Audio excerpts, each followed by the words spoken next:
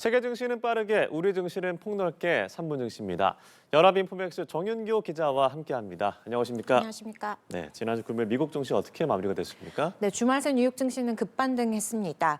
주요 지수가 조정 국면에 진입하면서 투자자들은 저가 매수에 나섰고요. 3대 지수는 일주일 만에 동반 상승했습니다. 네. 지수 마감가 보겠습니다. 다우지수는 전장보다 1.65% 급등하면서 장을 마쳤습니다. S&P 500 지수는 전장보다 2.13% 튀어오르면서 작년 11월 대선일 이후 가장 큰 상승폭을 기록했고요. 전날 조정 국면에 들어선 지 하루 만에 조정 영역을 벗어났습니다. 나스닥 지수는 전거래일보다 2.61% 튀어오르면서 거래를 끝냈습니다. 이날 발표된 경제 지표는 시장의 호재는 아니었습니다. 미시간대에 따르면 미국의 3월 소비자 심리 지수 예비치는 57.9로 집계됐습니다. 2022년 11월 이후 최저치고요. 전년 동월 대비로는 27%, 전월 대비로는 10% 급감했습니다. 미국 경제의 3분의 1을 차지하는 소비에 대해 미국인들의 심리가 크게 꺾인 건데요. 지난주 뉴욕 증시가 이례적으로 빠른 속도로 급락한 탓에 시장이 과매도 상황에 있다는 분석이 나왔고요. 이날은 최근 시장을 뒤흔든 도널드 트럼프 미국 대통령의 관세 발표도 없었습니다. 이에 따라 투자자들은 저가 매수에 집중하면서 지수를 크게 끌어올렸습니다. 네, 그동안 미국 증시가 많이 빠졌던 걸 감안하면 기술주의 반등폭이 정말 컸었군요. 네, 그렇습니다. 먼저 엔비디아의 급등세가 눈에 정말 띄었는데요. 예. 이번 주 AI 컨퍼런스 개최를 앞둔 기대감에 폭스콘의 실적 전망까지 겹친 여파였고요. 엔비디아는 5.3% 뛰면서 장을 마쳤고 120달러 선을 회복했습니다. 엔비디아의 강세에 다른 반도체 주들도 동반 상승했는데요. 브로드컴은 2% 이상 올랐고 퀄컴과 AMD도 각각 3%씩 뛰었습니다. 반도체주가 대부분 기지개를 켜면서 필라델피아 반도체 지수는 3.3% 상승했습니다.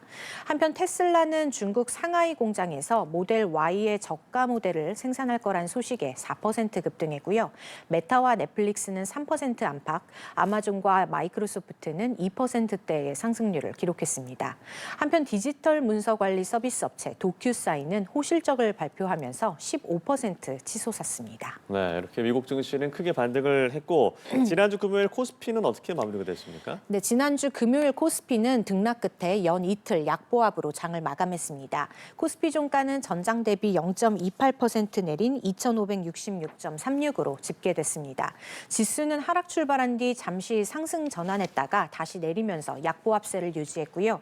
외국인이 3천억 원 가까이 팔아치우면서 지수 하락을 견인했습니다.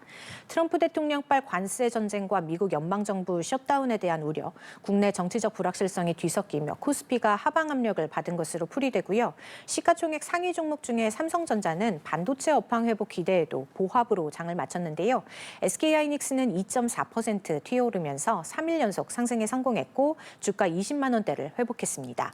한편 차량 공유업체 소카는 최대 주주 이재웅 창업자의 공개 매수 소식에 18% 급등하며 눈길을 끌었습니다. 네, 그렇다면 이번 주 증시 흐름은 좀 어떨까요?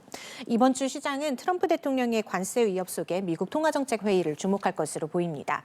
먼저 내달 2일 상호관세 발효를 앞두고 이번 주에도 트럼프 대통령의 관세 압박은 계속될 전망이고요. 관세 불안 속에 미국 연방준비제도는 우리 시각으로 이번 주 목요일 새벽 3월 FOMC 회의 결과를 발표합니다. 이번 회의에서 금리 동결은 거의 확실시되는 시나리오고요. 관건은 미국 경제에 대한 제롬 파월 연준 의장의 평가와 향후 금리 경로 전망입니다. 연준은 작년 12월 점도표에서 올해 금리 인하 횟수 전망치를 종전 4회에서 2회로 줄인 바 있는데요. 지금은 트럼프 대통령발 관세 전쟁으로 스태그플레이션 우려가 커지면서 연내 3회 인상 가능성까지 거론되는 상황입니다. 향후 연준의 금리 인하 사이클이 재개될 가능성이 높아지면 시장은 안도랠리를 펼칠 수 있겠고요.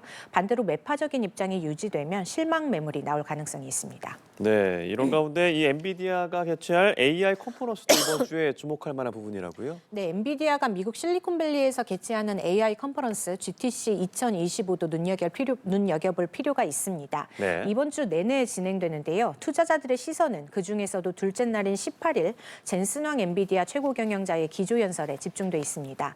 젠슨 황은 양자 컴퓨팅 기술 동향에 대해서 논의하고 블랙웰에 이은 신제품도 선보일 계획인데요. 과거에도 젠슨 황의 기조연설 이후 반도체 AI 관련주는 강세를 보였고요. 이번 주 젠슨 황의 발언은 관련주 흐름에 긍정적인 영향을 미칠 것으로 기대됩니다. 한편 국내에선 이번 주 대통령 대통령 탄핵 심판 선고가 내려질 가능성이 큽니다.